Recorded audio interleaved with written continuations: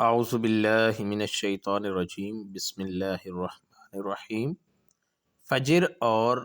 عشاء کی نماز نہ پڑھنے والے کی سزا سن لے۔ نبی کریم صلی اللہ علیہ وآلہ وسلم نے فرمایا کہ منافقوں پر فجر اور عشاء کی نماز سے زیادہ اور کوئی نماز بھاری نہیں،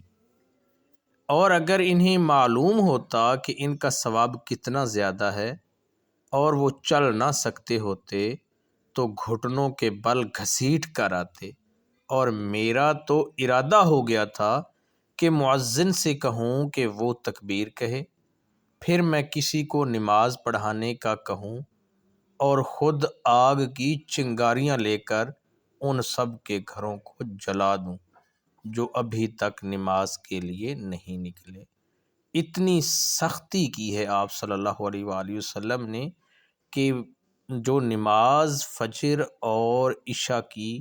جماعت کے ساتھ نہیں پڑھتا تو میں اس کے گھر کے، میرا دل کرتا ہے، حضور صلی اللہ علیہ وآلہ وسلم نے فرمایا کہ میں اس کے گھر کو آگ لگا دوں۔